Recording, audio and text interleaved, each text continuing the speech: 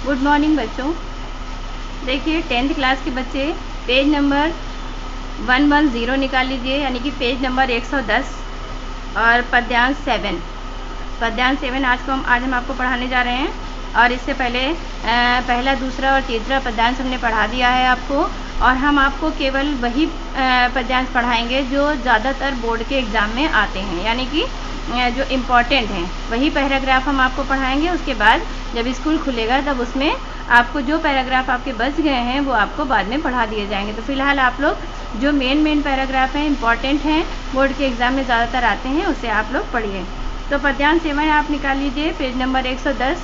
यहाँ पे सूरदास जी का ये पद चल रहा है, लेसन। सूरदास जी देखिए क्या कह रहे हैं, ऊधव मोहि ब्रज बिसरत नाही। देखा है, ऊधव मोहि ब्रज बिसरत नाही कह रहे हैं उद्धव।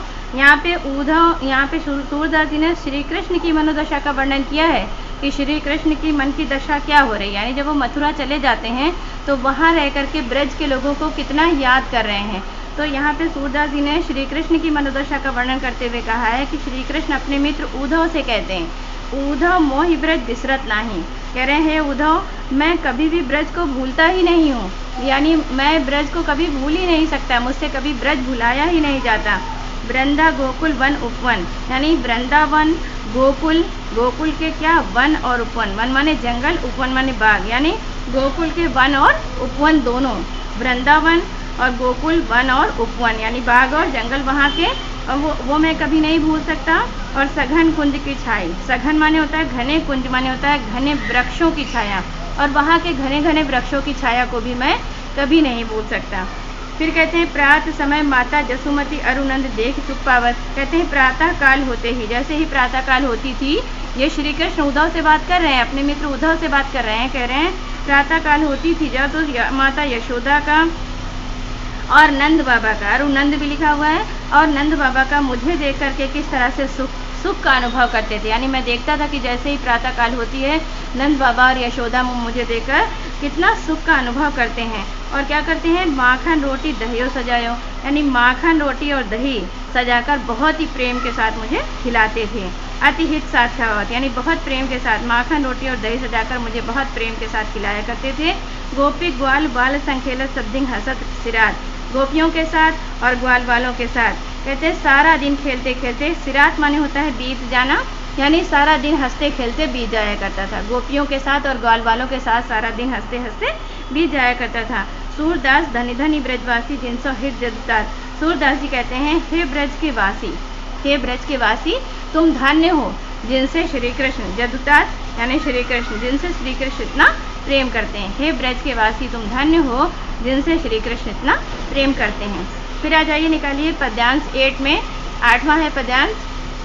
देखिए पद्यांश 8, उद्धव मन न भय 10-20। यहाँ पर उद्धव से जब उद्धव से श्री कृष्ण अपने मन की व्यथा बता देते हैं और फिर उद्धव को भेजते हैं, वो ब्रज में गोपियों के पास, ग्वाल वालों के पास भेजते हैं, और उद्धव आ करके श्री कृष्ण की सारी मनोदशा का वर्णन करते हैं। तो देखिए, और श्री कृष्ण उनसे गोपियों के पास योग का संदेश भेजते हैं। योग का संदेश भेजने का मतलब है कि श्री कृष्ण उनसे कहलाते हैं उद्धव से कि उनसे गोपियों से जाकर कह देना कि वो मतलब निर्गुण ब्रह्मा की उपासना करें, वो श्री कृष्ण को भूल जाएं और निर्गुण ब्रह्मा की उपासना करें। तो जब वो निर्गुण ब्रह्मा की उपासना करने का संदेश देते हैं, यानी कि योग का संदेश देते हैं, तो गोपियाँ देखिए उद्धव से क्या कहती हैं, गोपियाँ उद्धव को क्या उत्तर देती हैं, कहती हैं उद्धव मन न भय 10-20, कहती हैं हे उद्धव हमारे पास कोई 10-20 मन नहीं है, हे उद्धव हमारे पास कोई 10-20 मन नहीं है। एक हुतो सो गयो श्याम संग को अपराधेश, कहती हैं एक ही मन हमारे पास था जो श्याम सुंदर के साथ चला गया, यानी श्री कृष्ण के साथ चला गया। एक ही मन हमारे पास था जो कि श्री कृष्ण के साथ चला गया। तो को अपराध है, तो हम किसी ईश्वर की आराधना यानी निर्गुण ब्रह्मा की उपासना, जिसका तुम जो संदेश दे रहे हो, हमें उपदेश दे रहे हो, तो उस निर्गुण ब्रह्मा की उपासना हम कैसे करें, उसकी हम आराधना कैसे करें। इंद्रिय शिथिल भई केशव बिन, कहती हैं हमारी इंद्रिय माने आँखें शिथिल हो गई, यानी पथरा गई हैं, हमारी आंखें बहुत पथरा गई हैं श्री कृष्ण की प्रतीक्षा करते करते। केशव बिन यानी श्री कृष्ण के बिना, श्री कृष्ण के बिना हमारी आंखें पथरा गई हैं या कमज़ोर हो गई हैं। और ज्यों देही बिनु शिष्ट, और शरीर कैसा हो गया है, जैसे देह के बिना, यानी जैसे शरीर के बिना। जैसे शरीर के बिना, जैसे हमारा जो शरीर है बिना सिर का हो गया हो, अर्थात मरे हुए के समान हो गया हो। जो देही बिनु शीश, यानी देही माने शरीर, बिनु शीश माने बिना सिर का। ऐसे लग रहा है जैसे हमारा शरीर कैसा हो गया हो, बिना सिर का हो गया हो, अर्थात हम मरे हुए के समान हो गए हैं।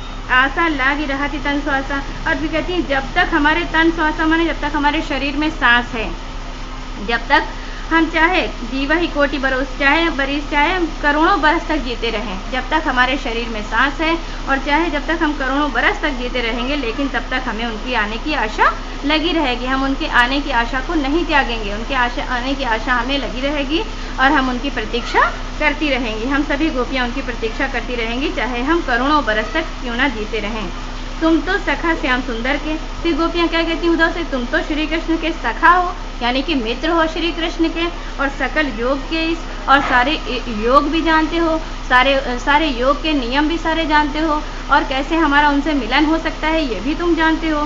फिर कहती हैं उनसे जाकर कहना, सूर हमारे नंदन, यानी गोपियाँ उद्धव से कहती हैं, हे उद्धव, नंद नंदन बिना, यानी श्री कृष्ण के बिना और नहीं जगदीश, कि हमारा और कोई जगदीश अर्थात हमारा और कोई ईश्वर या हमारा और कोई परमात्मा नहीं हो सकता। श्री कृष्ण के बिना हमारा और कोई परमात्मा नहीं हो सकता। अब आगे निकाल लीजिए पेज नंबर 112, पेज नंबर 112 निकालिए, और पद्यांश नंबर है 10। देखिए पद्यांश नंबर 10, पेज नंबर 112। निर्गुण कौन देश को वासी। जब यहाँ पे यानी उद्धव को बार बार उद्धव जो है गोपियों को बार बार निर्गुण ब्रह्मा की उपासना करने के लिए कहते हैं, निर्गुण ब्रह्मा की पूजा करने के लिए कहते हैं, उनकी आराधना करने के लिए कहते हैं, तो गोपियाँ झुंझला जाती हैं और कहती हैं कि वो निर्गुण ब्रह्मा जिसकी तुम योग का संदेश लेकर हमारे पास आए हो, वो निर्गुण ब्रह्मा कौन देश को वासी, यानी कौन से देश का रहने वाला है। वो निर्गुण ब्रह्मा जिसकी तुम योग का संदेश हमें दे रहे हो, वो निर्गुण ब्रह्मा कौन से देश का वासी है, कौन से देश का रहने वाला है।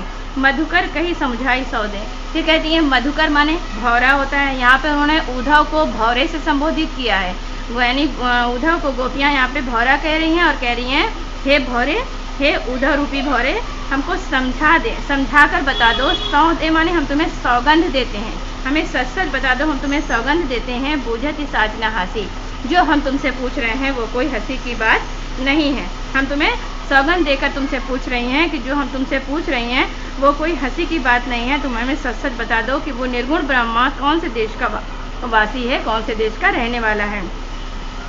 कौन है जनक, कौन है जननी, कौन नारी को दासी, और कौन उसके जनक माने पिता हैं, कौन है जननी माने कौन उसकी माता है, और कौन नारी को दासी, और कौन सी नारी यानी स्त्री, कौन सी स्त्री उनकी पत्नी है। हमें समझा कर बता दो कौन उनके पिता हैं, कौन उनकी माता है, और कौन सी स्त्री उनकी पत्नी है। कैसो बरन भेष है, कैसो की रस्म अभिलाषी, और कैसी उनकी वेशभूषा है, यानी क्या क्या पहनते हैं, देखने में कैसे लगते हैं, कैसी उनकी वेशभूषा है, और की रस्म अभिलाषी, और कौन सा रस के किस रस के वो अभिलाषी हैं, उन्हें कौन सा रस अच्छा लगता है, कौन सा रस उन्हें भाता है। पावै गो पुनि कियो आपने जोरे करोगे गासी। फिर कहती हैं तुमने यदि हमसे, गासी माने होता है छल कपट करना, यदि तुमने हमसे छल कपट किया तो अपनी करने का फल तुम स्वयं भोगोगे। हे उद्धव, यदि तुमने हमसे छल कपट किया तो अपनी करने का फल, तुम हमसे छल कपट करोगे तो अपनी करने का फल खुद पाओगे, स्वयं पा जाओगे। सुनत मौन है रहो बावरे सूर सबय मति नासी। सूरदास जी कह रहे हैं उन गोपियों की इन बातों को सुन करके क्या होता है, उद्धव बावले हो जाते हैं, बावले यानी पागल हो जाते हैं, और सबय मति नासी। सूरदास जी कह रहे हैं सूर सबय मति नासी। सूरदास जी कह रहे हैं उनकी सारी मति माने बुद्धि, उनकी सारी बुद्धि, सारा विवेक, सारा ज्ञान क्या होता है, नष्ट हो जाता है। जब वो गोपियों की इस प्रकार की बातों को सुनते हैं तो वो जो है उद्धव जो है वो क्या हो जाते हैं, बावले हो जाते हैं, और उनकी सारी बुद्धि नष्ट हो जाती है। ठीक है, आज ये आपका चैप्टर 1 कंप्लीट हो गया, यानी पहला लेसन सूरदास का पद, ये आपका पूरा एक लेसन कंप्लीट हो गया है।